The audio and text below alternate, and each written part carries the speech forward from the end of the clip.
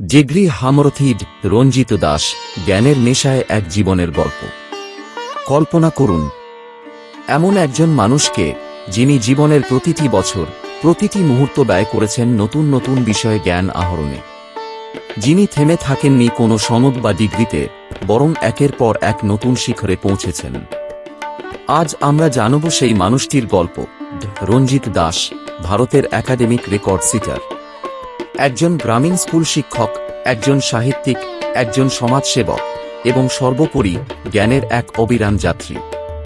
6ই ফেব্রুয়ারি 1964 হাওড়া জেলার বাগনান অঞ্চলের এক সাধারণ গ্রামে জন্ম। আর্থিকভাবে সচ্ছল পরিবার নয়, তবুও শৈশব থেকেই তার মনে জন্ম নিয়ে অদ্ভুত এক কৌতূহল। প্রাথমিক শিক্ষা শুরু হয়েছিল চকিসাইলপুর আর বেতাহাট প্রাইমারি স্কুলে, সেই গ্রামীণ শ্রেণীক্ষে যেখানে চক ধুলোয় ভরে থাকত বাতাস। তবুও তার চোখে ভেসে উঠত অদম্য স্বপ্ন, অধিক জানার, আরও শেখার। ছোট্ট স্বপ্নই একদিন রূপ নেয় এক অদ্ভুত বাস্তবতায়।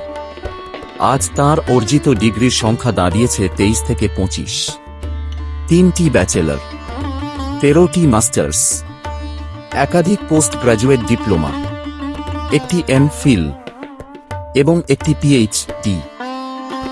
প্রতিটি ডিগ্রির পেছনে ছিল বছরব্যাপী অধ্যবসায়, রাতের পর রাত জেগে পড়াশোনা এবং অক্লান্ত পরিশ্রম।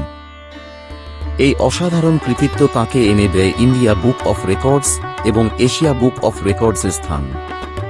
তাঁকে আজ স্বীকৃতি দেওয়া হয় ভারতের অন্যতম সর্বাধিক ডিগ্রিধারী মানুষ হিসেবে।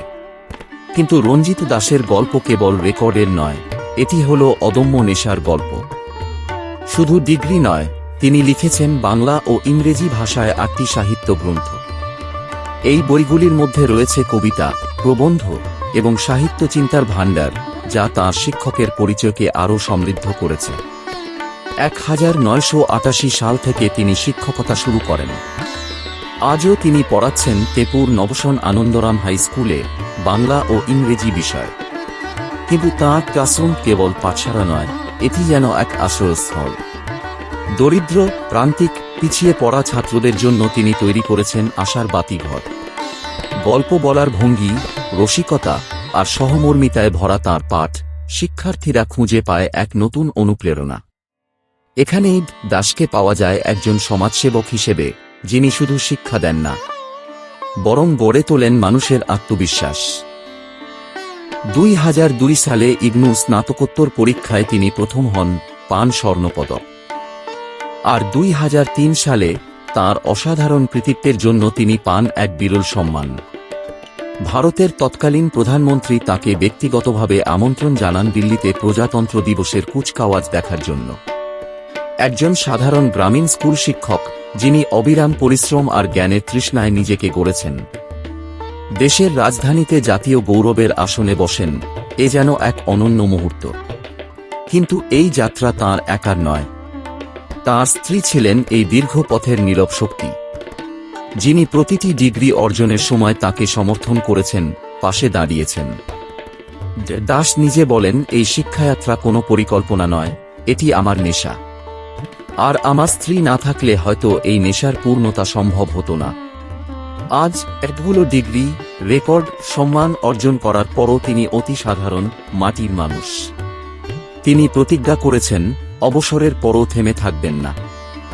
ডিগ্রি কিংবা সম্মানের জন্য নয়, বরং শেখার আনন্দের জন্য তিনি পড়াশোনা চালিয়ে যাবেন। রঞ্জিত দাস আমাদের শেখান, শিক্ষা মানে শুধু সার্টিফিকেট নয়, শিক্ষা মানে অধ্যবসায়, কৌতূহল আর আত্মতৃপ্তি। একজন গ্রামীণ শিক্ষকও প্রমাণ করতে পারেন, জ্ঞান যদি লক্ষ্য হয়, তবে সীমাবদ্ধতা বলে কিছু নেই। তার জীবনের বার্তা আমাদের জন্য একটাই, শেখার কোনো শেষ নেই। জীবন যতদিন, শেখা চলবে ততদিন।